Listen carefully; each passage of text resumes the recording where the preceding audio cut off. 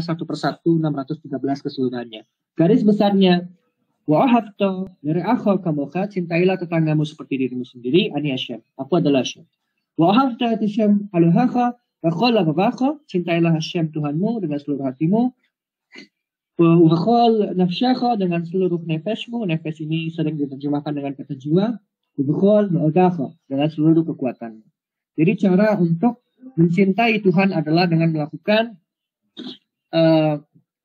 cinta kepada Hashem yang orang Islam sering sebut dengan hablum minallah, dan cinta kepada manusia di mana Allah menyebutnya hablum minannas, seperti itu. Jadi konsep di dalam Torah cukup singkat seperti itu. Bain ada artinya adalah hubungan antara manusia dengan Tuhan.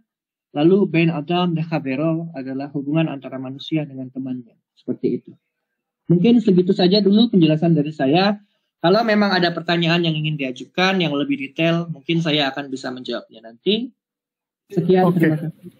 Oke, makasih buat Bang Ishak. Ya, ini pengenalan singkat tentang Yudaisme ya. Artinya selain orang-orang dari Bani Israel, ternyata masih boleh juga artinya jadi praktisi Yudaisme selama masih merupakan keturunan Abraham ya.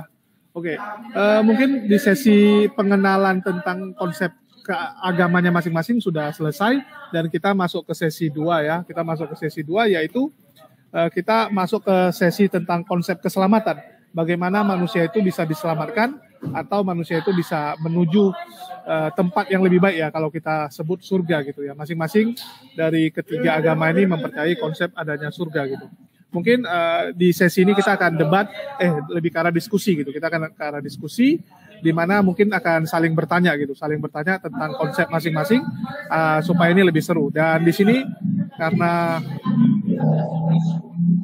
lagi naik motor Bang Ishak. Oke, mungkin saya berikan kesempatan buat dari Bang Farhan mungkin yang dari tadi belum ngomong untuk memulai ya sesi kedua ini, yaitu kita diskusi tentang konsep keselamatan ya. Temanya konsep keselamatan. Silakan Bang Farhan. Assalamualaikum sebelumnya buat Bang Farhan, saya belum sambut tadi. Sorry. Waalaikumsalam warahmatullahi wabarakatuh. Saya juga lagi menikmati semua diskusi ya, semua prolog dari ketiga agama ini. Sangat luar biasa apa yang dijelaskan ya. Sebenarnya ada satu sisi persamaan ya. Kayak Pak Beni Irawan tadi ketika menjelaskan bahwa Bapak itu adalah ini. Itu ketika saya hampir setuju, tiba-tiba di belakangnya ada hal yang aneh gitu ya, ada hal yang nyeleneh gitu ya. Nah, dalam konsep keselamatan ini ya, menuju ke dalam sebuah topik. Keselamatan adalah ditentukan oleh amal dan perbuatan. Kalau dalam Islam adalah semua apa yang dikatakan tadi dari saudara Ishak adalah betul, bahwa surga adalah hak prerogatif dari Allah Subhanahu wa taala. Bahkan kita tidak tahu amal yang mana yang akan membawa kita ke surga. Kita hanya berusaha untuk berbuat baik, seperti saya analogikan seperti seorang karyawan. Ketika ingin naik pangkat atau naik gaji, mereka hanya bisa berusaha sebaik mungkin bekerja, mereka hanya bisa menunjukkan kapabilitasnya secara maksimal, potensinya secara maksimal, tapi toh direktur utama sendiri yang akan menentukan dia naik pangkat atau naik gaji atau tidak. Itu adalah sebuah usaha ya. Sebagai umat manusia, fitrahnya adalah kita berbuat baik, fitrahnya adalah berbagi kepada sesama. Nah, saya bertanya kepada Pak Beni Irawan, kalau Anda berpahaman bahwa ada sisi-sisi keilahian dari Yesus ya, adalah sisi keilahian ini.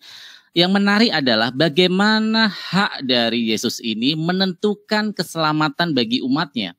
Sedangkan ayat-ayat di dalam Perjanjian Baru kita seperti ketahui bahwa yang diselamatkan adalah yang sesungguhnya Yesus adalah untuk Bani Israel, dari domba-domba yang tersesat dari Bani Israel. Nah, bagaimana dengan umat-umat yang lain yang melakukan sebuah pemahaman bahwa dosanya sudah diampuni dengan darah Yesus ya. Yang ini sangat luar biasa, konsep ini sangat luar biasa. Ini kalau dipahami sebagai pengorbanan darah Yesus adalah sebagai sebuah penembusan dosa umat manusia. Alangkah ini sangat berbeda dengan YHWH atau dengan Hasim yang di Perjanjian Lama atau di Torah, sangat berbeda sekali. Bagaimana Hasim menyelamatkan baik Ismail maupun Ishak diselamatkan di sana. Ini adalah sebagai bentuk betapa itu adalah cuma sebagai ujian ketaatan Abraham kepada Hasim. Jadi bukan dikorbankan, dan itu sudah diganti dengan domba. Dan akhirnya inilah yang dilakukan secara turun-temurun sebagai bukti, sebagai milah Abraham yang dilakukan oleh kaum Yahudi juga dan dilakukan kami Muslim ketika ibadah haji, ketika bulan haji kita menyembelih kurban ya. Nah, ini yang sangat berbeda dengan konsep yang diamini oleh pihak Kristen ketika darah Yesus sebagai korban. Bukankah ini adalah suatu kekejaman ketika Hasim, kalau Anda berpahaman bahwa Tuhan itu adalah tetap Hasim juga, ya, berarti kan berbeda sifatnya. Ada kekejaman di sana ketika menyelamatkan Ishak dan Ismail, tapi di satu sisi anak sulungnya, anak kesayangannya malah disembelih, malah dikorbankan, ya, disalib untuk menebus dosa umatnya. Ini terjadi sebuah kalau menurut Torah yang pernah saya baca adalah sebuah kejijikan gitu. Oke, kepada Pak Wahyu Ilahi dan Pak Beni Irawan, silakan bergantian. Bagaimana Anda menjelaskan konsep keselamatan, ya, konsep keselamatan dalam agama Anda ketika memahami Yesus adalah sebagai penebusan dosa, tapi masih ada doktrin juga harus berbuat baik. Berarti ada paradok di sana. Terus apa gunanya? Apa gunanya Yesus disalib kalau memang dosanya sudah ditebus, tapi konsep untuk berbuat baik tetap dijalankan? Terima kasih. Pertanyaannya lu gampang banget, Bang.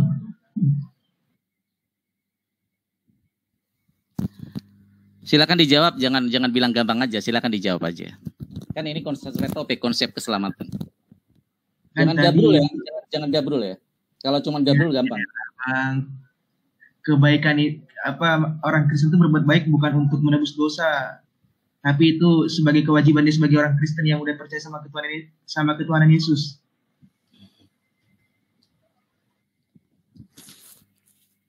Ini inner thinking ya? Kita bicara tanpa moderator nih. Saya nggak bertanya sama inner thinking ya, saya bertanya kepada Pak ini. Iya, ini jawaban apa ini? Ini jawaban apa ini kayak gini? Kalau itu doktrin Mas. Itu doktrin ya. Silakan Pak Beni Irawan. Ya, masalah sesuai orangnya gitu. Jangan nggak ditanya malah aneh-aneh gitu. Halo Bang Beni. Kan kalau di Muslim kan konsep keselamatan itu kan kita berbuat baik, berbuat amal ibadah yang baik. Kalau Kristen enggak. Kalau Kristen itu berbuat baik itu adalah kewajiban dia sebagai orang Kristen. Sebentar Bang, ini waktunya Pak Beni menjelaskan konsep keselamatan ya, jangan dipotong dulu. Silakan Pak Beni itu. Oh baik.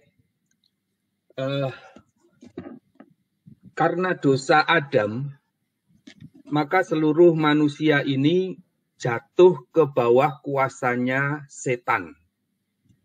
Itu sebabnya di dalam kitab Ayub ada satu pemandangan di mana setan atau iblis itu bisa datang ke dalam kumpulan anak-anak Allah di mana Yahweh hadir di sana, dan seolah-olah setan itu datang mewakili bumi begitu ya. Kemudian pada kesempatan lain saat mencobai Yesus, setan bisa berkata, "Sembahlah aku, nanti tak kasih semuanya." Berarti kan pada saat itu setan berada dalam posisi sebagai penguasa. Jadi karena dosa, maka seluruh dunia ini tergadai kepada setan. Nah, kematian Yesus ini bukan untuk menebus dosa, tetapi untuk menebus manusia. Menebus itu kan membeli kembali. Tadinya manusia ini diciptakan oleh Allah bersama Tuhan, Allah Bapa dan Tuhan Yesus, maka miliknya Allah dan miliknya Tuhan.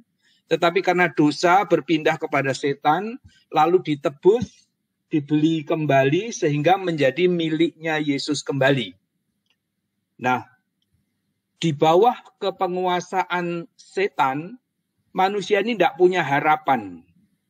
Ya, namanya juga bosnya setan, apapun yang dilakukan ya ancamannya adalah penderitaan bahkan kematian. Tetapi di bawah kuasa Yesus, maka Yesus memberikan penghakiman yang adil. Siapa yang boleh, kalau saya sebut baik ya, siapa yang baik akan diselamatkan dan yang tidak baik akan dihukum.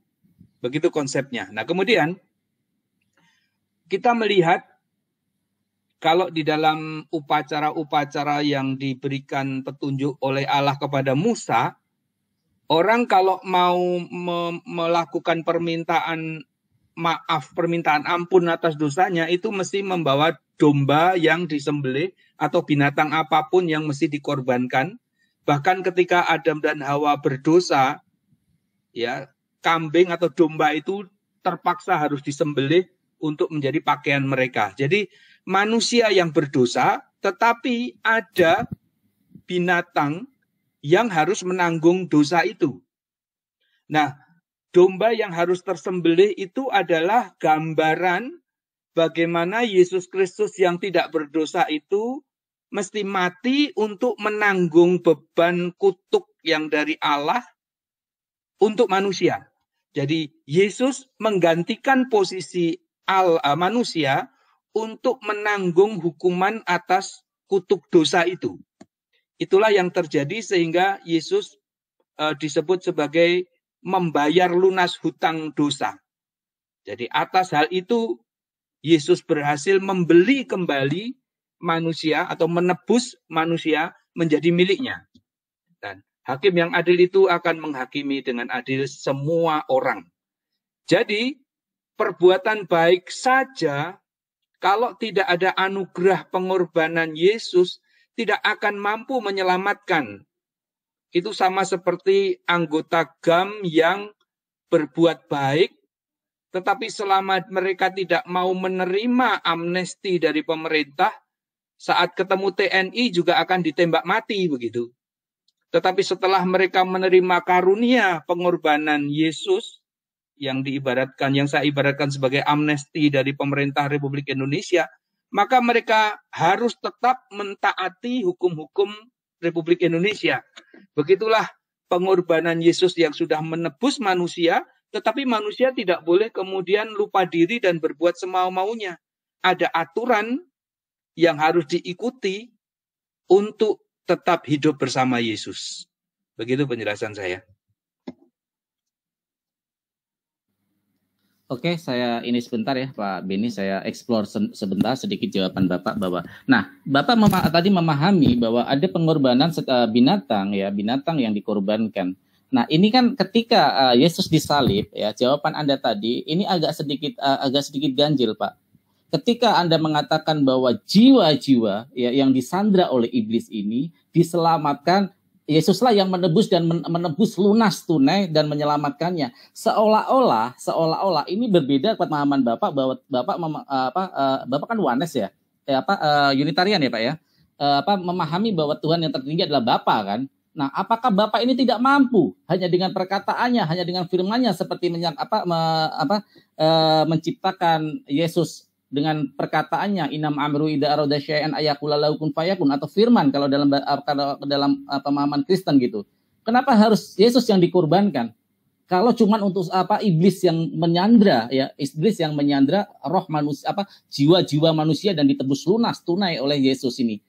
Apakah Yesus lebih sakti atau iblis ini lebih sakti daripada Tuhan Bapa yang tidak bisa untuk menebus hanya dengan perkataan dan tidak perlu mengorbankan anaknya? Kalau saya analogikan, seorang presiden yang mempunyai dekret yang luar biasa berkuasanya, ketika anaknya disandra, ya, dia tidak perlu dia mengorbankan anaknya untuk disembelih, tapi dia keluarkan semua kekuatannya, semua apa yang dipunyainya, segala pasukan-pasukannya, segala kekuatannya untuk membebaskannya dari yang kata Bapak adalah disandra oleh iblis, dikuasai oleh iblis itu.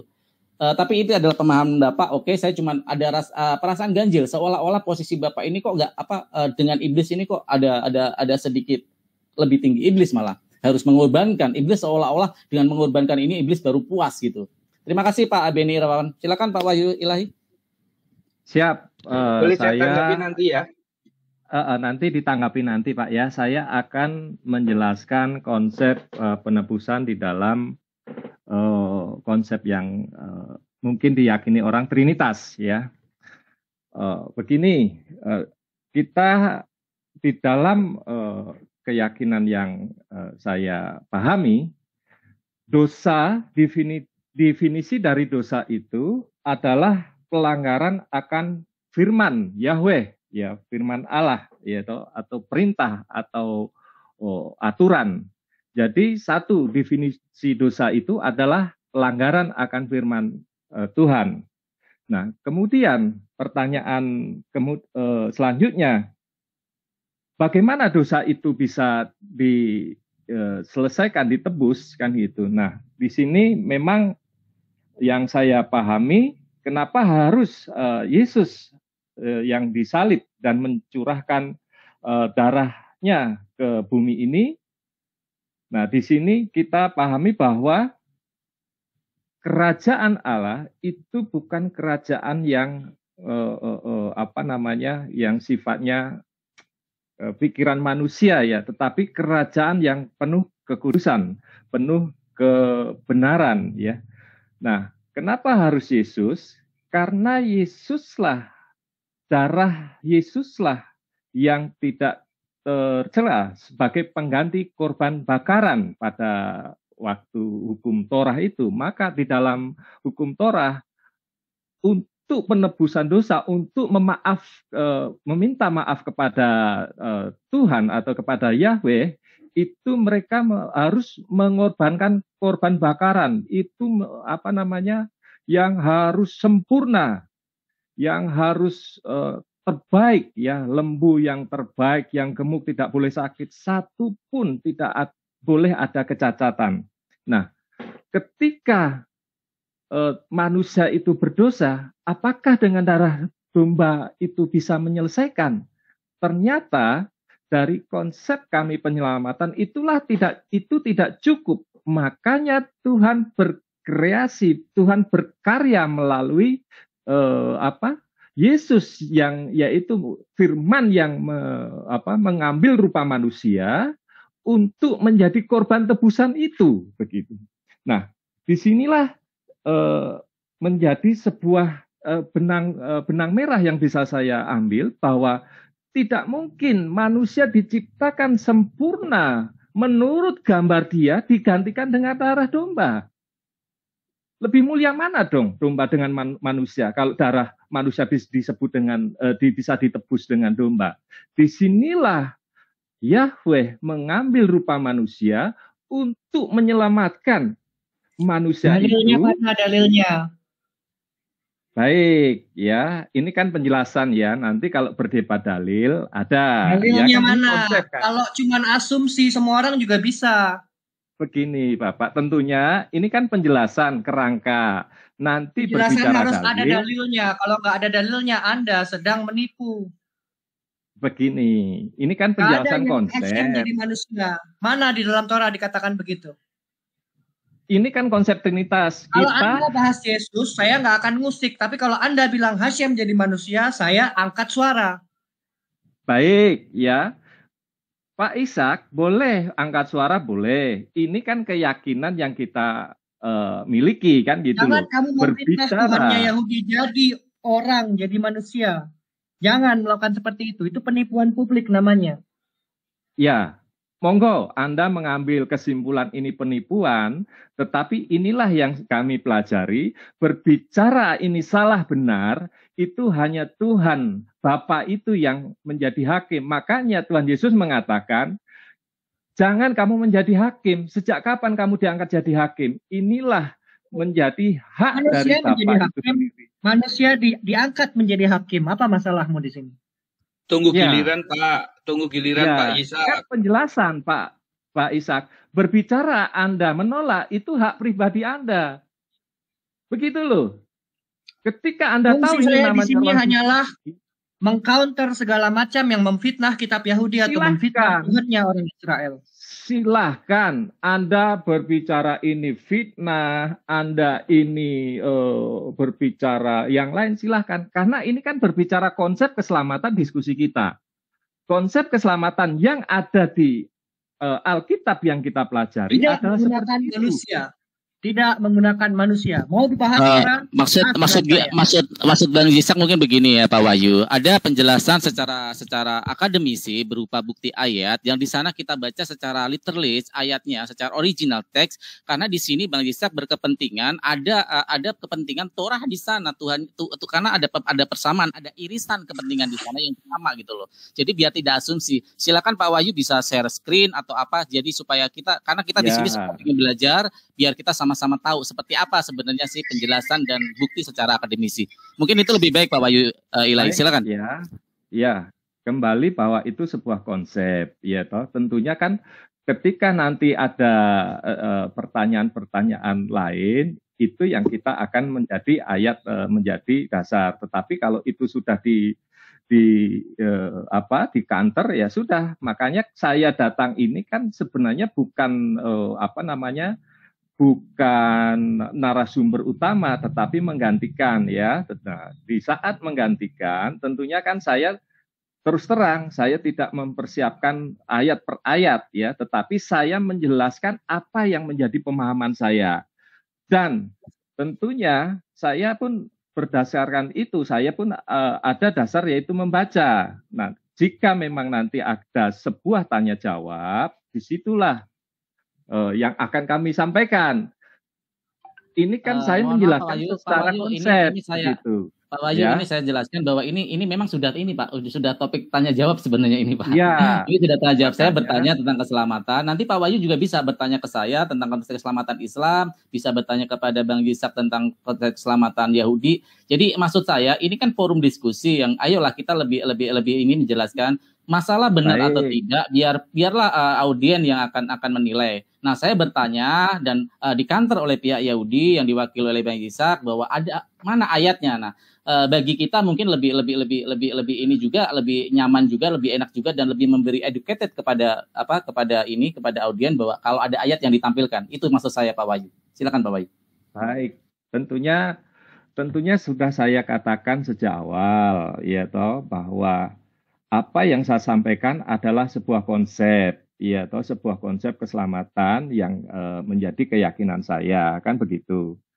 Di lain sisi, saya akan mengatakan secara jujur bahwa saya bukan narasumber yang sesungguhnya. Saya hanya dimintai untuk bagaimana menjelaskan konsep tersebut. Tentunya kan saya tidak mempersiapkan secara detail ya, tidak detail. Tetapi baiklah nanti di dalam sesi-sesi berikutnya saya akan mencoba menampilkan, memberikan referensi, kan begitu. Ya, enggak, sebenarnya waktu kita panjang kok Pak Wahyu. Betul. Waktu kita panjang Pak Wahyu, ada 2 jam lebih. Tadi Bapak kan bilang bahwa ada ayat yang menyatakan Yahweh ada menjadi manusia dan ini dikantor oleh Bang Yisak. Nah, coba tunjukkan ayatnya saja seperti apa pemahamannya secara original teks. Yuk kita bahas bareng-bareng seperti itu. Itu Pak. Yaudah, bergujab. Oke, bergujab. Oke, Bang Yisak ya menanya itu kok bisa sih Yahweh itu menjadi manusia ya? Oke, kita buka di Keluaran 3 ayat 6. Tampilkan di layar. Gue nggak bisa Bang, karena bukan gue moderatornya.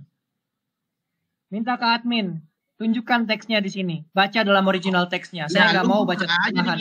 Terjemahannya sudah menyimpang. Baca original teksnya. Paham? Lah, ini gue udah baca, ya ampun. Bacain aslinya.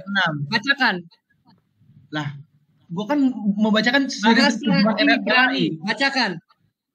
Ya jangan bahasa Ibrani dong, gue bukan orang Ibrani. Bahasa Ibrani, Torah itu bukan terjemahan. Kami bukan umat terjemahan. Bahasa Indonesia kayak gini. Akulah Allah. Bahasa Ibraninya bagaimana? Ya, kok bahasa Ibrani sih lari-larinya? Torah itu bahasa Ibrani. Al-Quran itu bahasa Arab. Jangan mentang-mentang lu orang Ibrani lu bilang bahasa-bahasa Ibrani. Sedangkan bahasa Ibrani. Setelah itu mau diterjemahkan nggak masalah. Baca originalnya. Ini udah melalui terjemahan bahasa Indonesianya nih bro. Nggak terjemahan. LAI gue nggak terima. Karena gue orang Indonesia nih, gimana? Nggak ada. Lah, kita palsu Ada itu. moderator di sini, Pak Moderator bisa menengahi. Aduh, moderatornya keluar lagi. Nggak ada. Terlalu kecil gini.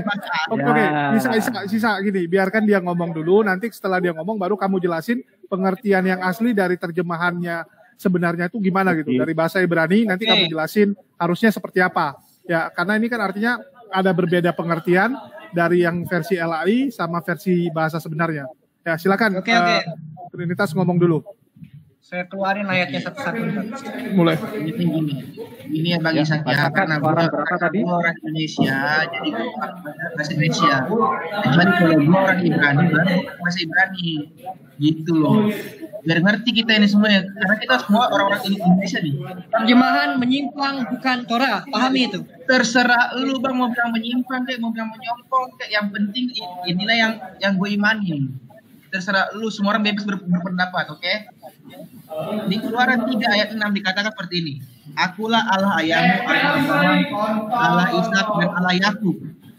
Lalu Musa menutupi mukanya sebab ia takut kepada Allah. Nah, di Matius 22 ayat 32 jelas nih di counter nih sama tulis nih mengenai di kitab Keluaran 3 ayat 6. Di Matius 22 ayat 32 dikatakan, akulah Allah Abraham, Allah Ishak dan Allah Yakub.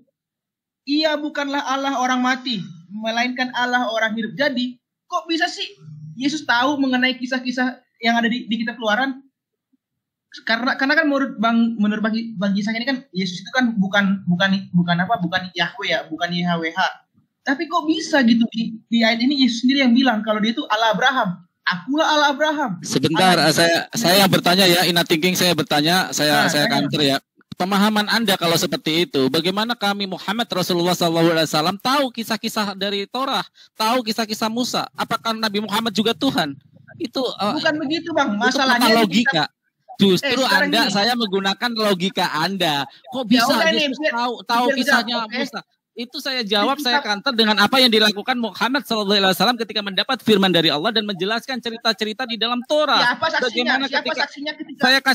Saya kasih ayatnya. Siapa saksinya ketika Muhammad itu mendapat wahyu dari Allah? Siapa saksinya? Ya kamu tak tanya saksi Yesus dapat saksi dari mana? Ini udah nggak logis ini jawabannya. Siapa saksinya? Ina Thinking. Terus kamu saksinya Yesus siapa? Saya tanya. Yesus, ini ada Matius loh. Matius itu murid Yesus. Matius siapa? Murid Yesus, Rasul. Terus ayatnya itu siapa yang meragukan? Siapa yang mengisahkan siapa? Ayat 32 ini Yesus sendiri yang ngomong. Nah, tunggu. Logika Ina Thinking. Kamu nggak paham logika. Kalau kamu membutuhkan saksi berarti, kalau kamu menanyakan saksi berarti kamu tak harus tahu sendiri orangnya, kamu tahu sejarahnya, kamu tahu siapa yang meriwayatkan. Saya tanya ketika proses kanonisasi ya, siapa yang Tunggu. Ini Ina Thinking kamu logikanya cacat. Gitu. Saya bukan membela, tapi terjadi cacat logika. Tadi udah bilang, Ina Thinking kamu jelasin aja dulu, nggak perlu kamu menambah-nambahin atau mengatakan yang nggak ada, biar nanti Ishak jelasin terjemahan yang asli itu apa. Karena menurut versi Ishak, terjadi penipuan yang dilakukan oleh LAI terhadap terjemahan Torah gitu. Terjadi penipuan yang dilakukan oleh LAI Indonesia terhadap penerjemahannya itu gitu. Jadi kamu jelasin aja menurut kamu, nanti Ishak jelasin menurut bahasa aslinya, nanti biarlah penonton yang menilai. Nggak perlu kamu nambah-nambahin yang nggak ada gitu. Gua nggak nambah-nambahin Bang, ini jelas di Matius 22 ayat 32 katakan, aku Allah Abraham, Allah Ishak, Allah Yakub. Jadi nggak mungkin kalau Yesus itu hanyalah manusia biasa, kok dia bisa tahu gitu? Kok dia bisa tahu mengenai apa yang dikatakan di kitab Keluaran yang ditulis oleh Nabi Musa? Kalau masalah tahu nggak tahu, Bang Ina Thinking agak susah gini. Kayak saya katakan gitu. Saya tahu bahwa Ina Thinking itu adalah anak dari siapa gini. Apa menandakan saya Tuhan? Enggak gitu. Bisa jadi saya ngarang indah. Enggak. Orang bisa nulis gini. Ada rasul, Bang. Ada saksinya. Benar. Bukan masalah saksi gini. Zaman itu sudah ada Septuaginta, sudah bisa dibaca. Yesus itu bisa baca. Dia baca dari kitab-kitab sebelumnya. Kok aneh tahu gitu loh. Betul. Gini logikanya gini aja simpel. Boleh saya menjawab pertanyaannya Pak Farhan tadi tentang keselamatan? biar Bang Supaya Benny balik kita ke dulu, topik ya. ya, biar Bang Benny Irawan dulu gini, inner thinking kalau cara kamu ngomong kayak gini, kamu kacau gitu. Maksudnya gini, kamu memaksakan seakan-akan itu yang paling benar. Sedangkan gini ya, kita ngomong kayak saya mengatakan sesuatu, apakah itu benar? Walaupun mungkin Bang Benny dengarin gitu. Tapi apakah perkataan saya itu bisa dijamin 100% saya nggak bohong? Ya, bisa jadi kayak kamu ngomong juga sama orang lain. Bisa jadi kamu ngomong selama ini semua tipuan gitu. Tapi memang kamu ada ngomong. Kamu ada ngomong tidak menandakan yang kamu ngomong itu benar gitu. Kalau kamu ngomong ya, kamu ngomong misalnya kamu ini ranking 1 selalu. Apakah menandakan itu fakta? Walaupun kamu ngomong gitu. Ya, tunggu. Biar aja Bang Benny Irawan yang jelasin gitu. Saya tukar dulu dengan yang Trinitas lebih berbobot mungkin ya. Saya ada Bang Kristen Alkitabia di sini. Oke, silakan Bang Benny Irawan. Ya, baik, terima kasih. Tadi Pak Farhan menanyakan kenapa kok harus begini, harus begitu, kenapa kok tidak Allah yang Maha Kuasa langsung membereskan dosa. Ya, sebetulnya Allah yang Maha Kuasa itu juga tidak perlu amal kita untuk membuat kita masuk surga. Semau-mau Allah, jadi tidak ada yang bisa mengatur Allah. Kalau Allah berkehendak, siapa yang mau ngatur gitu ya. Jadi dalam hal ini, poin pertama adalah kurang tepat untuk mempertanyakan mengapa Allah harus begini atau mengapa harus begitu. Jadi yang tepat adalah apapun yang dikatakan Allah, biarlah kita mengapresiasi itu sebagai kebenaran mutlak. Tidak perlu dipertanyakan. Ya. Jadi sekali lagi, bisa saja Allah langsung membuat semua orang yang berdosa itu tiba-tiba dalam sekejap menjadi baik dan semuanya boleh masuk surga. Bisa saja. Bisa saja pula Allah tidak perlu sama sekali amal ibadah kita, itu bisa. Tetapi masalahnya, itulah yang tersaji di Alkitab masing-masing dan kita mesti mengamininya. Itu yang pertama. Yang kedua, perlu diketahui, ya, saya ingin menjelaskan kenapa kok mesti pakai jasanya Yesus. Dosa itu dimulai bukan dari pelanggaran Hawa. Dosa itu sudah terjadi sebelum Hawa berdosa, Adam dan Hawa berdosa. Itu sebabnya ada setan.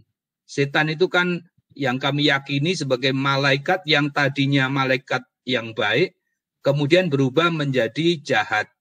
Nah, menjadi jahat itulah dosa yang pertama terjadi di alam semesta ini. Nah, Yesus yang diciptakan oleh Allah sebagai ciptaan sulung, itu dipercaya oleh Allah turut untuk menciptakan alam semesta, turut untuk menciptakan manusia. Maka sudah sewajarnya kalau manusia yang adalah produk dari Yesus ini, ketika manusia berdosa, maka penciptanya harus ikut tanggung jawab.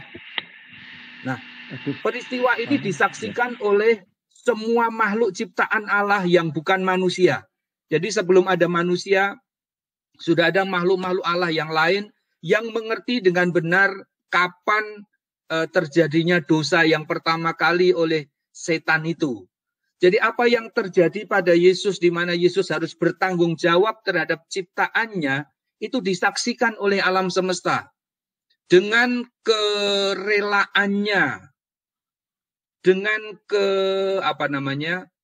dengan matinya secara luar biasa itu, maka seluruh alam semesta bisa membuktikan bahwa Yesus adalah benar dan bahwa setan adalah jahat. Itu salah satu sisi yang bisa saya lihat dari kenapa harus lewat Yesus. Karena Yesus memang yang bertanggung jawab terhadap produknya. Itu yang kedua. Yang ketiga, amal saja tidak mampu menyelamatkan manusia. Alkitab memberikan petunjuk suatu kali ada rebutan mayat Musa antara setan dengan malaikat Mikael. Nah, Musa ini orang yang baiknya luar biasa. Tetapi kenapa setan tetap mau merebut mayat Musa? Karena Musa sebaik-baiknya dia tetap pernah melakukan dosa. Dan karena Musa ini pernah berdosa, maka yang berdosa itu menjadi haknya, kuasanya setan. Itu sebabnya setan merebut mayat Musa, berusaha merebut mayat Musa. Tetapi syukurlah pada kesempatan itu, malaikat itu menyelamatkan Musa. Jadi keselamatan Musa itu bukan karena Musanya yang baik, bukan karena amalnya Musa yang kemudian menyelamatkan dia, tetapi karena ada upaya dari malaikat itu untuk menyelamatkan Musa. upaya malaikat itu adalah atas restu Allah. Itu tentang Musa. Berikutnya ada juga kisah tentang imam besar Yosua, tertulis di kitab Zakaria. Yosua ini imam besar, tentu secara kesolehan dia sangat soleh. Tetapi pada pemandangan itu Yosua dituduh mati-matian oleh setan. Nah, kalau tuduhannya salah, maka Yosua tidak akan menjadi lemah. Tetapi karena yang dituduhkan adalah tuduhan yang benar, tanggal sekian kamu mencuri misalnya begitu, tanggal sekian kamu berzina. Dan kalau tuduhan itu benar, itulah yang membuat Yosua tak berdaya. Jadi sebaik-baiknya Yosua, sekelas imam besar Yosua sekalipun, dia tetap punya kesalahan. Kalau ada salahnya, maka setan berhak atas orang yang berdosa itu. Tetapi syukur kepada Kesalahan Allah. itu ada solusinya dalam Torah, harus memberikan khataf. Ya, syukur kepada Allah, maka malaikat itu dengan perlakuan yang sama seperti saat menyelamatkan Musa, malaikat itu atas restu Allah menyelamatkan Yosua. Nah, saya akan memberikan penjelasan yang terakhir. Di dalam kitab Imamat ada perayaan Hari Pendamaian. Pada saat itu ada 2 ekor kambing diperhadapkan. 2 ekor kambing yang sama-sama tidak bercela, yang sama-sama baiknya, kemudian diundi. Yang satu yang kena undi dipersembahkan kepada Allah. Tetapi yang satunya dibuang ke padang belantara, dipersembahkan kepada Azazel. Nah, saya melihat hal itu sebagai simbol dari yang satu adalah Yesus, domba yang terpilih untuk menjadi korban persembahan bagi Allah. Sedangkan yang satunya adalah Azazel, kambing yang dipersembahkan kepada Azazel, itulah setan. Ini itu nama asumsi, Pak. kambingnya, jangan Ini ngawur. asumsi sekali ini. Kalau saya lihat logikanya asumsi sekali, Pak. Mohon maaf ya, Pak Ebeni Irawan. Boleh saya selesaikan dulu? Karena dengan Bapak menafsirkan seperti itu, justru akan bertolak belakang dengan pemahaman kalau kambing lebih berguna daripada Yesus. Ya silakan Pak. Cuman saya agak gimana ya, logikanya nggak ketemu dengan ini gitu. Mari kita berdiskusi secara beradab ya. Anda boleh berbeda pendapat, tetapi hargai orang untuk bicara pada gilirannya. Ya. Oke, saya lanjutkan tadi. Pada hari Grafirat 2 kambing itu diundi. Jadi masing-masing punya kesempatan yang sama untuk terpilih. Tetapi yang satu terpilih akhirnya untuk dipersembahkan kepada Allah. Itulah lambang dari Yesus yang harus menanggung, yang harus tersembelih karena menanggung hukuman dosa manusia. Sedangkan yang satunya adalah Lucifer yang harus terbuang ke padang belantara. Jadi dua-duanya pada mulanya sama-sama kambing. Ya tolong Bang Ishak, ya hormati orang berpendapat. Anda berpendapat kita tidak itu bukan pendapat, itu asumsi. Di dalam Torah tidak ada Lucifer. Ya. Anda tidak perlu berdiskusi Pak Ishak, Anda hanya perlu mengerti etika Pak. Kalau ada. Anda hanya perlu mengerti etika saja, Pak. Tunjukkan kalau ada. Nggak usah banyak bacot. Tunjukin kalau ada. Itu sudah dibacakan. Mana ayatnya? Nih, saya kasih tahu. Firman yang menjadi manusia nih. Yohanes 1 ayat 14. Nggak ada. Firman itu telah menjadi manusia dan diam di antara kita. Ya, dan kita telah melihat kemuliaannya. Moderator tidak bisa mengatur supaya diskusi baik. Saya pamit, saya meninggalkan ini. Halo. Ini yang menjadi keyakinan kami. Kamu kalau mau pakai bahasa Ibrani silakan, kamu jangan di Indonesia. Ya. Silakan. Ini dari LAI, lembaga yang LAI penipuan Indonesia. Silakan untuk LAI kalau menipu Anda. Oke, Isa, santai dulu. Tunggu, santai dulu Isa. Ya. Isa, kamu jangan ada di Indonesia kalau kamu nggak mau pakai bahasa Indonesia. LAI itu bahasa yang disepakati oleh bangsa Indonesia. Oke, jadi gini, masing-masing Isa, kamu jelasin boleh, tapi biarlah penonton yang menilai itu benar atau enggak gitu. Atau ya, memang betul, Kristen ini apakah memang salah mengimplementasikan karena terjemahan itu atau gimana gitu. Tapi jelasin aja dengan bagus, nggak perlu dimarah-marahin gitu. Kalaupun memang mereka salah kan artinya mereka ini kan korban gitu, nggak bisa disalahkan juga dong gitu. Bang, gantian aku. Otaknya dipakai itu si Ishak itu. Oke. Mungkin supaya kalian saya sangat marah dan pindah. Tunggu. Silahkan Anda marah. Tetapi inilah yang kita yakini. Kita ada di Indonesia. Saya menggunakan bahasa Indonesia. Oke. Bahasa persatuan kami. Tahu nggak kamu? Pak Wahyu. Oke. Santai dulu, biar saya kasih kesempatan yang lain dulu. Semua diam. Saya kasih kesempatan ini ada Bang Bonar dan Bang Kristen Alkitabia. Mungkin dari Bang Bonar dulu. Silakan Bang Bonar. Ya, makasih. Jadi gantian saya biar mungkin kita pindah. Ya. Nah, pertama untuk Bang Ishak itu tidak percaya pada Yesus. Mohon kesabarannya karena saya akan menggunakan perkataan dari Yesus. Lalu kemudian yang kedua kepada Bang Beni Irawan, saya akan menggunakan perkataan Yesus walaupun kemudian Bang Beni Irawan tidak menganggapnya sebagai Allah. Lalu kemudian kepada teman-teman Trinitas, saya tetap akan menggunakan perkataan Yesus walaupun dianggap macam-macam. Jadi mohon izin, saya akan menggunakan apa yang dikatakan oleh Yesus sebagai hukum yang terutama gitu Pak, mohon izin. Jadi Yesus pernah menyebutkan hukum yang terutama dan itu adalah cara masuk surga gitu. Cara masuk surga menurut Yesus itu ada 3. Yang pertama Tuhan Allah kita Tuhan itu harus diyakini sebagai Esa. Lalu kemudian kasihilah Tuhan Allahmu. Lalu kemudian kasihilah sesamamu manusia. Itu adalah 3 komponen hukum terutama yang diajarkan oleh Yesus yang kemudian sebagai jalan masuk surga. Ini adalah hukum tertinggi yang pernah ada yang diajarkan sendiri oleh Yesus gitu. Nah, lalu kemudian mari kita lihat, saya lihat ke Muslim ya. Saya lihat ke Muslim itu. Muslim ini menerima keesaan Allah tanpa syarat. Bang Ishak juga kelihatannya menerima keesaan Allah, Yahweh itu tanpa syarat. Tidak ada bermacam-macam variasi tentang makna keesaan. Tapi mutlak yaitu Allah atau Yahweh itu satu unik karena tiada tara, tiada serupa, tiada sama gitu.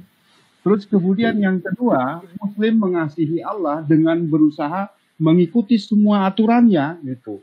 Seluruh ketentuan Allah itu diikuti oleh Muslim untuk dijalankan secara sukarela tanpa ada embel-embel macam-macam gitu.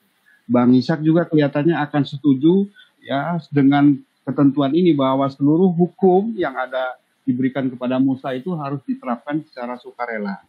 Lalu kemudian berikutnya adalah kasihilah sesamamu gitu. Jadi Muslim juga berusaha beramal saleh dan kasih sesama sebagai jalan keselamatan gitu. Dan kemudian Bang Ishak juga kelihatannya akan setuju dengan pandangan ini gitu ya. Nah, lalu kemudian coba kita tes gitu. Kita tes secara keseluruhan gitu ya. Bahwa 3 kunci surga ini adalah pertama, tiada Tuhan selain Allah, lalu kemudian ikuti semua ketentuan dari Allah, lalu kemudian kasihi sesama, kasihi dan beramal saleh lah kan gitu. Nah, lalu kemudian yang berikutnya kalau kita pindah ke Kristen gitu.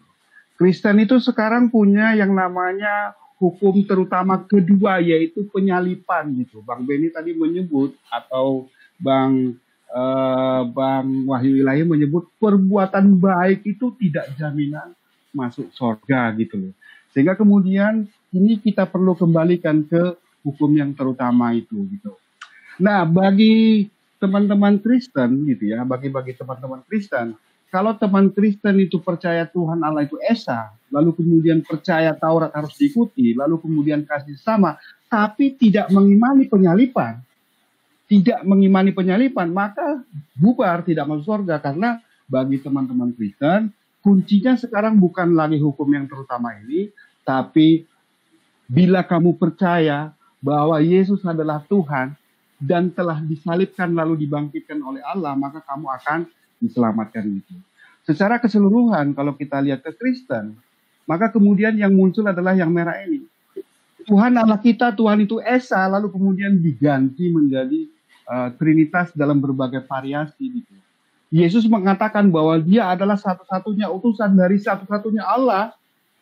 Yesus mengatakan bahwa dia adalah utusan dari satu-satunya Allah, itu menjadi berubah, yaitu Allah mengutus Allah, atau Yesus mengutus Yesus untuk yang oneness, atau Tuhan mengutus Tuhan untuk yang Trinitas ya. Artinya apa? Teman-teman Kristen, mohon maaf saya menyebut agak ini ya, belak-belakan ya.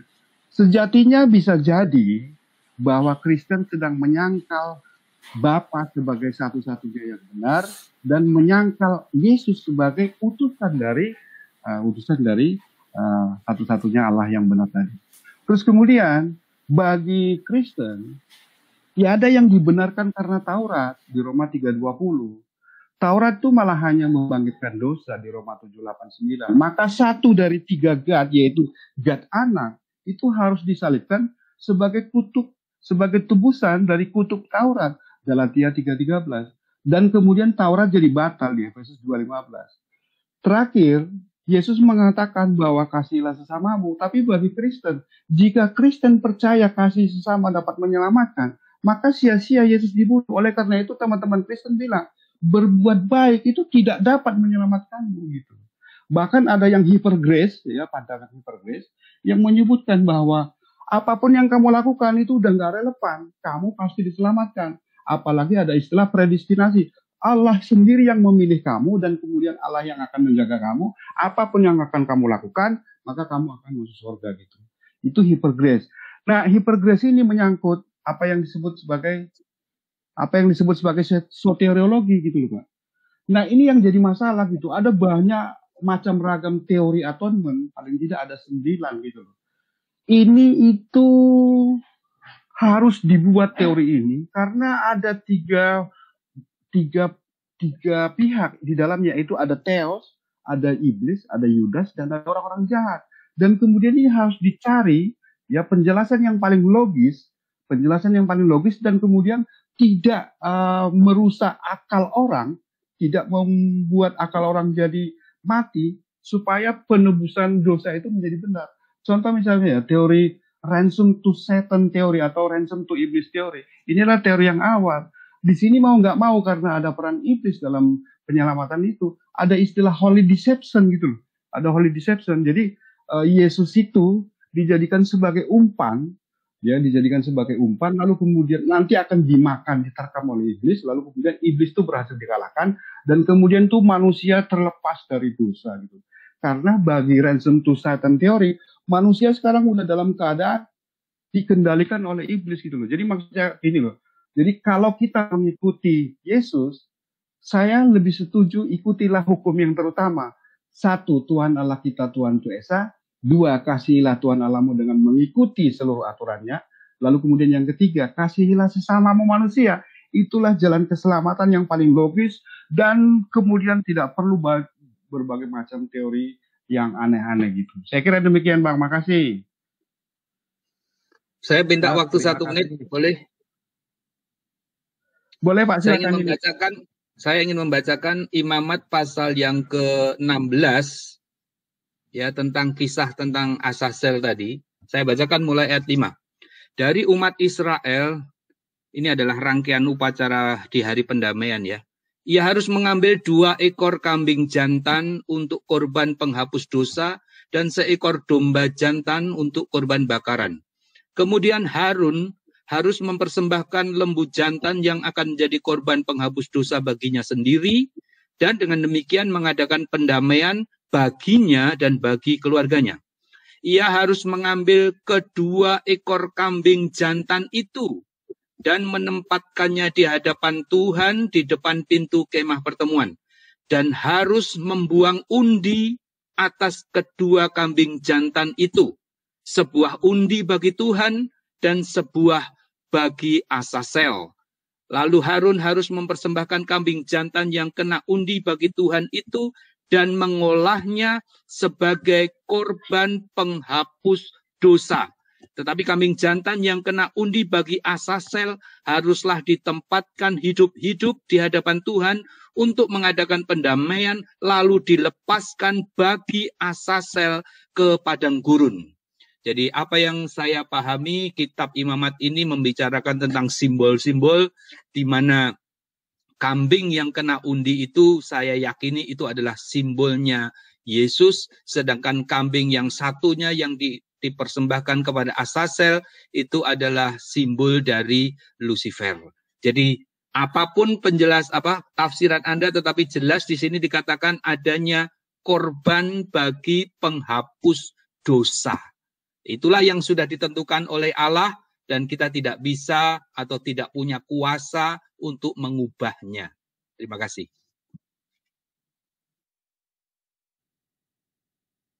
Terima kasih Pak Beni untuk penjelasannya. Coba Pak, siapa lagi nih Bang Jul? Halo Bang Jul. Ya, langsung dari Bang Beni Bang Kristen. Ya, Bang Kristen Alkitabiah, silakan Bang, belum ngomong ya. Oke, thank you Bang Jul. Ya, shalom semuanya. Assalamualaikum. Pertama-tama nih, apa sih ya? Kita bahas di kitab Kejadian nih, kitab awal nih ketika Adam dan Hawa. Saya bacakan ayatnya, Kejadian 3 ayat 8. Ketika mereka mendengar bunyi langkah Yahweh Allah yang berjalan-jalan dalam taman itu pada waktu hari sejuk, bersembunyilah manusia dan istrinya itu, Adam dan Hawa, terhadap Yahweh Allah di antara pohon-pohonan dalam taman. Ini di ayat ini ya membuktikan kalau Yahweh itu sama seperti manusia. Adam dan Hawa mendengar suara langkah. Satu, bunyi langkah. Nggak ada suara langkah. Kedua, di situ. Ini nanti dulu jangan dipotong. Terjemahanmu Nah, kacau. ini nggak ada aslinya. ini satu. Terus yang kedua, Yesaya 54 ayat 5. Yahweh semesta alam namanya, yang menjadi penebusmu, yang Maha Kudus, Allah Israel. Ia disebut Allah seluruh bumi. Kemudian mengenai keselamatan ya. Bentar.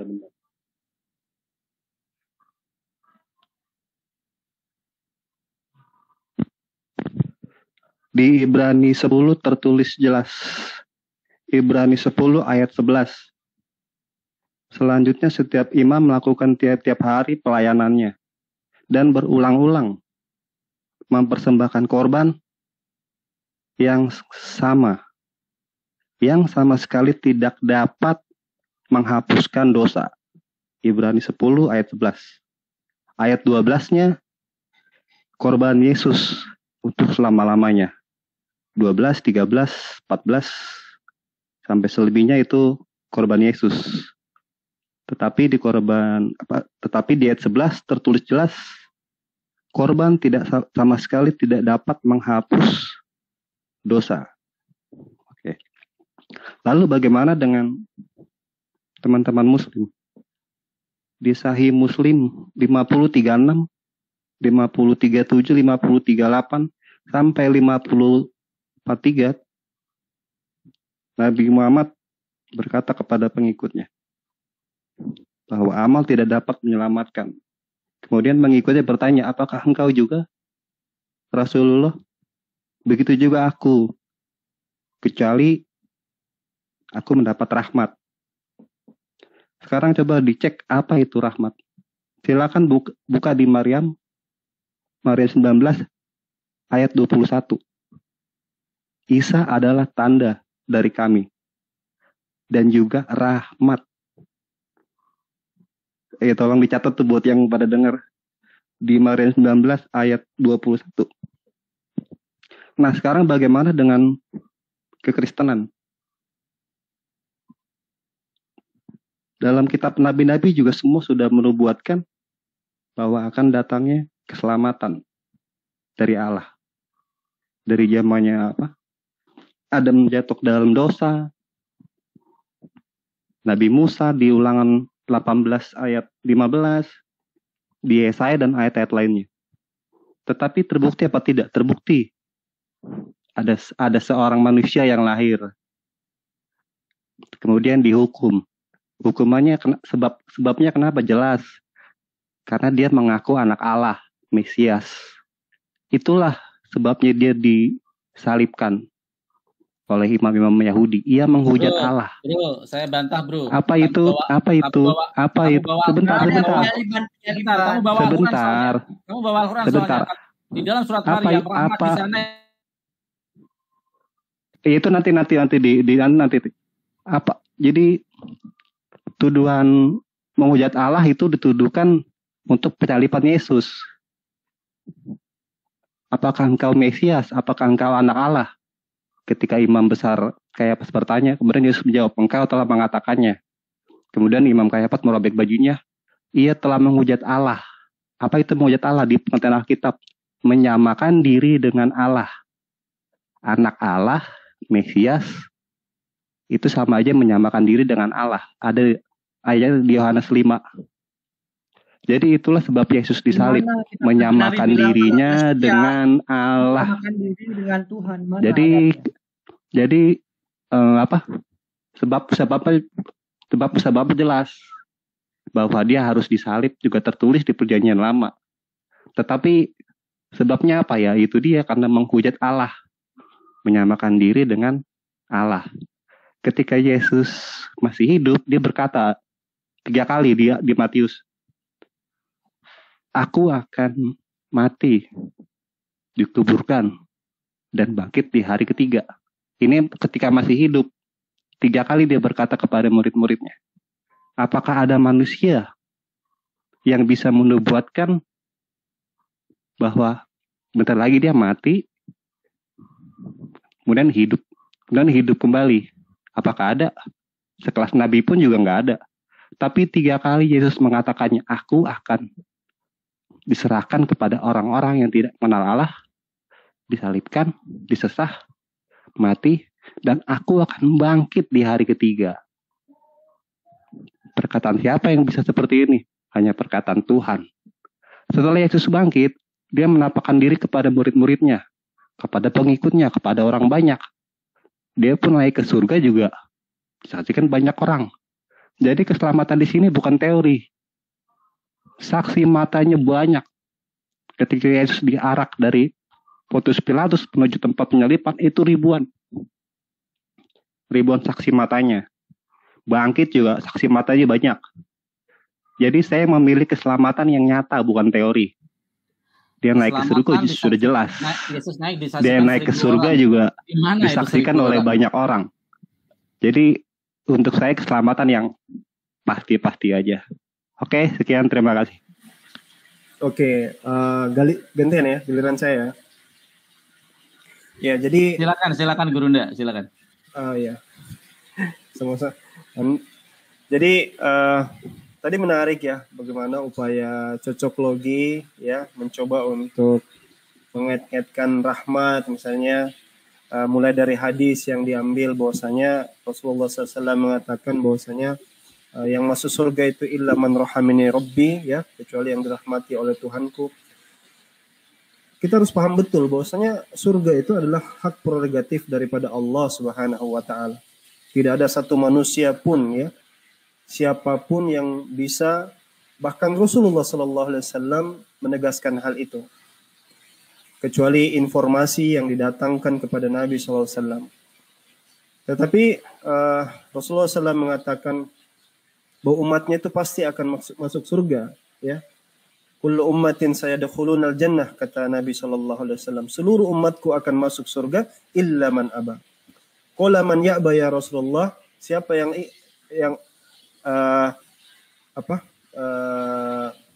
siapa yang ingkar itu? Siapa yang tidak mau enggan atau masuk surga itu? Kata Rasulullah, man ata'ani faqad man ata'ani dakhalal jannah wa man asani faqad aba. Jadi yang tidak mengikuti Rasulullah sallallahu alaihi wasallam, caranya dan lain-lain, maka dialah orang yang enggan masuk surga.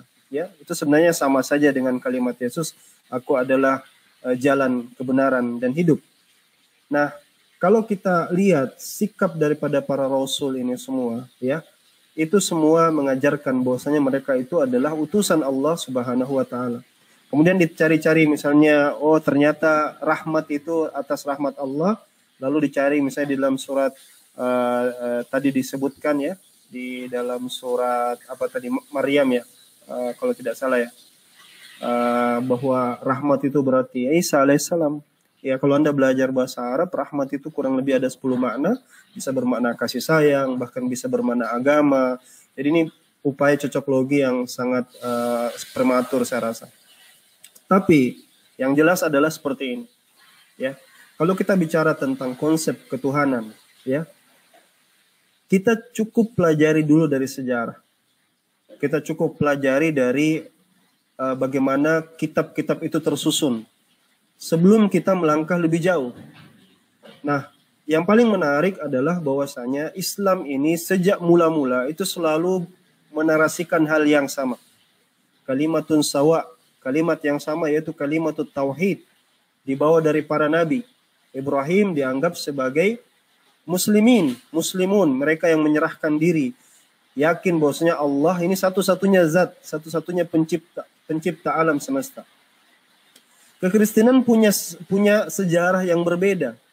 Kalau kita belajar sejarah kekristenan, kita akan dapati bahwasanya konstruksi ketuhanan yang dimiliki oleh teman-teman kita Trinitarian sekarang ini, itu adalah konstruksi yang berkembang dari yang dahulunya tidak pernah ada. Silakan tengok misalnya di awal abad pertama, kedua, bagaimana kekristenan itu mereka seperti kelompok yang dianggap sebagai bidat, misalnya Mercion. Mercion itu meyakini bahwasanya ada dua Tuhan. Ada Tuhan pencipta dan ada Redeemer, ada sang penebus. Ya. Dan ada dia juga menganggap bahwasanya Tuhan Old Testament dengan New Testament berbeda. Ada di sana kelompok yang meyakini bahwasanya Yesus itu bukanlah Tuhan sama sekali. Disebut dengan kelompok Ebionet. Lalu ada kelompok ketiga, kelompok Trinitarian yang ada banyak sekali konsepnya, modalisme, subordinate, monarki, dan lain-lain sebagainya bisa kita sebutkan, yang sama sekali tidak pernah sekalipun itu adalah konsep menganggap bahwasanya Yesus itu juga punya unsur ketuhanan, tidak pernah menyamakan bahwa Yesus itu setara dengan Tuhan. Jadi konstruksi Tuhan itu dianggap seperti halnya juga Allah atau seperti halnya Bapa, itu baru nanti dikonstruksikan kemudian hari, tepatnya di abad keempat, ya. Mulai dari konsili yang pertama, konsili Nisea, lalu ada dua konsili berikutnya yang dilakukan oleh anak daripada Konstantin, lalu kemudian ada konsili Chalcedon setelah zaman anak daripada Konstantin, ya, dan seterusnya, Konstantinopel baru Chalcedon dan seterusnya. Jadi ada konsili-konsili, kita bisa baca buku misalnya The Seven Economical Council, ya, ada banyak konsili-konsili yang dilakukan dengan tangan kekuasaan agar konsep-konsep atau doktrin ketuhanan itu bisa diterima. Bahkan kalau kita lihat sejarah, ya, penguasa itu bahkan menggunakan tangan besi untuk mereka-mereka yang tidak sesuai dengan pemahaman itu untuk disiksa. Ya, sehingga kita dapati korban yang berjatuhan itu juta-juta orang yang disiksa hanya untuk menegaskan tentang keyakinan bahwasanya Yesus itu setara dengan Tuhan itu sendiri atau setara dengan Bapa itu sendiri. Yang ingin saya sampaikan adalah masalah sebenarnya ini terjadi adalah kenapa banyak cabang, ya, berkumpul, kata Ibnu Taimiyah, berkumpul 10 orang Nasrani, maka akan ada 11 pendapat yang mereka miliki. Karena mereka memiliki kitab yang dikanonisasi oleh orang yang tidak jelas, 40 orang kurang lebih penulis yang tidak jelas di kisaran rentang waktu 1500 tahun lamanya. Ini adalah kitab yang kita bisa validkan sangat amat tidak jelas sumbernya, ya. Kita bisa berdebat panjang soal itu. Nah, sehingga yang menjadi adalah sejak awal kekristenan itu memang tidak ada kitab yang tersedia. Mercion membuat kitabnya sendiri yang terdiri daripada Lukas dan 10 kisah para rasul. Ya, mungkin itu 10 daripada kisah para rasul mungkin. Lukas dan yang lain. Kemudian Ebionet punya versi yang lain. Saya lupa nama Bible yang dia punya. Tapi pada masa itu tidak ada Bible yang dikanonisasi. Semua punya versi masing-masing. Lalu setiap bapak gereja, Eusebius punya versi Bible kanon tersendiri. Clement of Alexandria punya versi Bible atau kanonisasi tersendiri. Athanasius, Tertullianus, kita sebut semua bapak gereja dari zaman-zaman ke zaman, mereka punya konsep kanonisasi tersendiri. Jadi pertanyaan besarnya adalah, dari mana semua ini berasal? Dari mana ini semua bermuara? Ya tidak lain dan tidak bukan adalah karena apa yang digambarkan di dalam Al-Quran itu. Yaktubunal kitaba biaidihim summa yakuluna hadza min indillah. Mereka semua menulis, ya. Yaktubunal kitab, mereka menulis kitab-kitab itu biaidihim, dengan tangan-tangan mereka sendiri. Lalu apa? Mereka datang dengan klaim. Yaktubuna biaidihim summa yakuluna hadza min indillah. Lantas dengan gentelnya, dengan gagahnya mereka mengatakan ini firman Tuhan. Bahasa teman-teman kita sekarang, tulisan manusia diilhami oleh Tuhan. Nah, selanjutnya Quran menantang lagi. Kalau misalnya itu benar dari Tuhan, ya, fasatajidu fi ikhtilafan katsira. Tidak akan mungkin ada ikhtilaf di dalamnya, perselisihan di dalamnya banyak sekali. Ustadz Dondi itu punya siaran di Geraha Mu'allaf, bisa dinonton, Bible of Bible, ya. Makanya Ustadz Dondi sekarang punya gelar baru, namanya Uncle Bob. Uncle Bob, Bible of Bible. Isinya tentang kontradiksi. Anda bisa baca buku Sabir Ali, 101 kontradiksi di dalam Bible. Banyak sekali kontradiksi, belum lagi di New Testament. Sehingga sampai sekarang dari orang pihak mereka yang belajar pakar di Barat menganggap bahwasanya konsep inerensi itu tidak akan ada lagi di Bible yang dimiliki sekarang. Beberapa orang, beberapa sinode mungkin atau beberapa komunitas itu sudah merubah kredonya, keyakinan mereka bahwa yang terjaga itu bukanlah kitab yang mereka miliki sekarang, tetapi originalnya, yang itu autografnya yang sudah tidak ada, yang sudah hilang. Jadi problematika masalah yang ada ini adalah konsep teologis yang diyakini teman-teman Kristen itu semua berawal dari masalah daripada buku itu sendiri. Karena Bible itu bukan satu buku, tapi kumpulan buku-buku. Kita lihat bagaimana misalnya Injil sinoptik yang misalnya Lukas, Markus, dan Matius yang sangat berbeda jauh dengan Yohanes. Anda akan dapati konsep ketuhanan yang agak condong-condong ke sana itu di banyakan di Yohanes. Karena itu tidak dikenal di Injil sinoptik. Anda bisa banyak buku ya menjelaskan tentang bagaimana perkembangan ideologi ini. Jadi kalau saya gampangnya seperti ini. Kalau misalnya kondisi buku yang seperti itu tidak membuat Anda goyang, atau misalnya sejarah itu yang tidak jelas awal asal muasal bagaimana orang mempertuhankan Yesus itu tidak membuat Anda goyang, maka pakai rasa. Ya, Islam itu sangat memberikan Anda Al-Qur'an tepatnya sangat mengajak Anda untuk menggunakan akal. Afala ta'qilun, afala tatadabbarun. Apakah Anda tidak berakal? Apakah Anda tidak menggunakan akal? Apa Anda tidak mentadabbur? Nah, yang perlu ditadaburi apa? Yang perlu ditadaburi adalah mustahil bagi Tuhan itu menjadi manusia. Mustahil. Ya, sangat amat mustahil Tuhan itu menjadi manusia. Bahkan itu blasphemy. Penghujatan kepada Tuhan, menganggap Tuhan itu adalah bisa menjadi manusia. Beberapa orang bilang berarti kamu membatasi Tuhan. Tuhan harusnya bisa menjadi apa saja. Saya katakan Tuhan bisa menjadi apa saja, tapi Tuhan tidak pantas menjadi apa saja. Tuhan tidak pantas menjadi babi, anjing, kelelawar, binatang-binatang yang buruk, tidak pantas. Tuhan tidak pantas menjadi manusia karena dia bisa menyesal, begitu kata Perjanjian Lama. Dia bisa dia bisa berdusta karena sifat tabiat manusia itu berdusta. Maka pakai rasa. Terakhir dari saya, kenapa kalau kita harus pakai rasa? Karena kata Allah Subhanahu wa taala, lahum qulubun la yafqahuna biha. Lahum uzunun la yabsuruna biha, lahum uzunun la yasma'una biha, wa lahum basarun la yabsuruna biha. Banyak manusia ini punya mata tapi tidak dipakai melihat. Punya telinga tidak dipakai mendengar, punya hati dan akal tidak dipakai berpikir. Dan ini yang paling Mungkin penting. dibalikan gini Bang Alwan, dibalikan Ini lagi atau- tentang keselamatan gitu. Bagaimana Muslim melihat konsep keselamatan itu?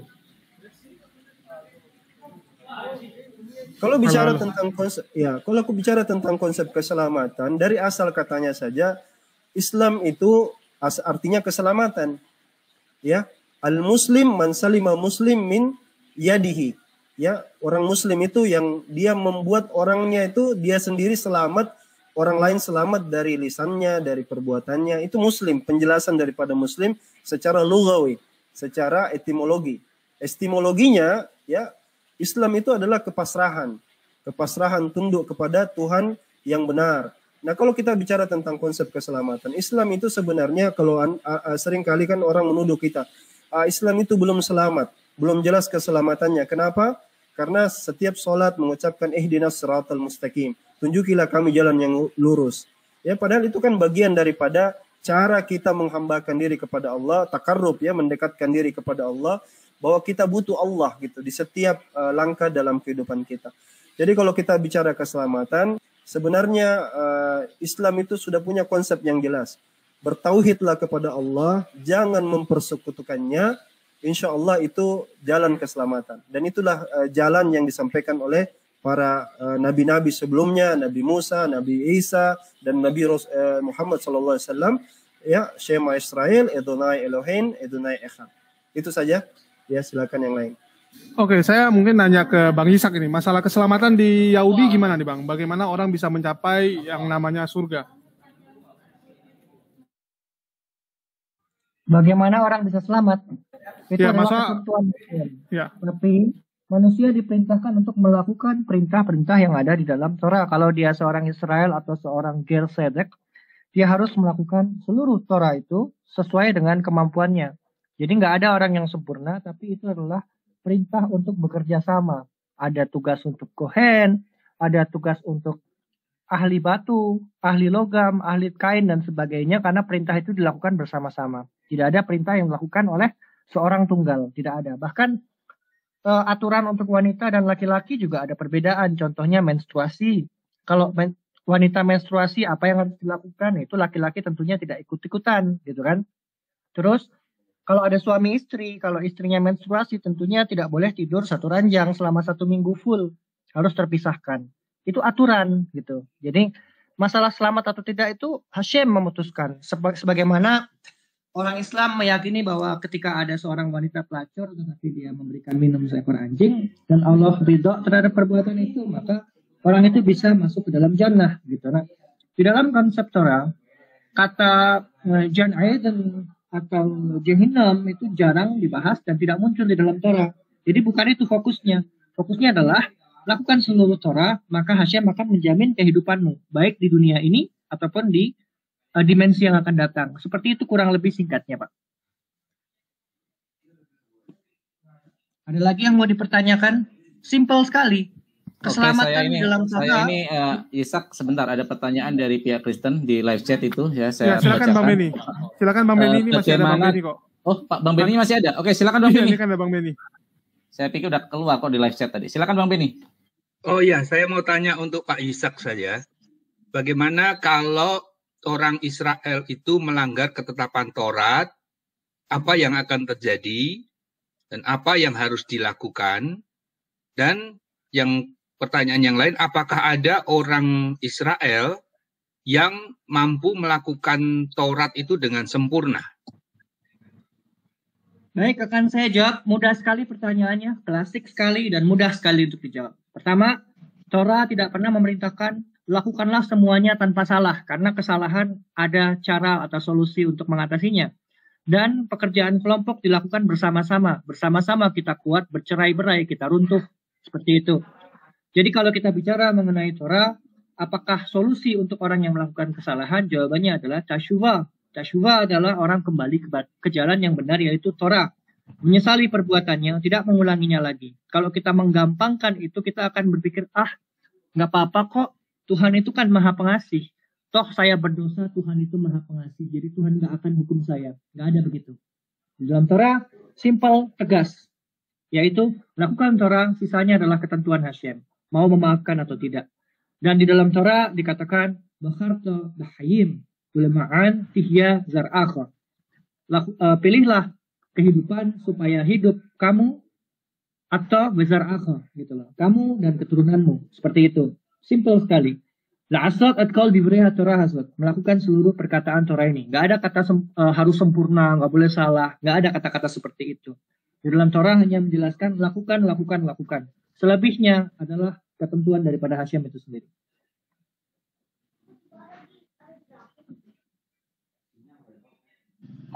Saya boleh bicara?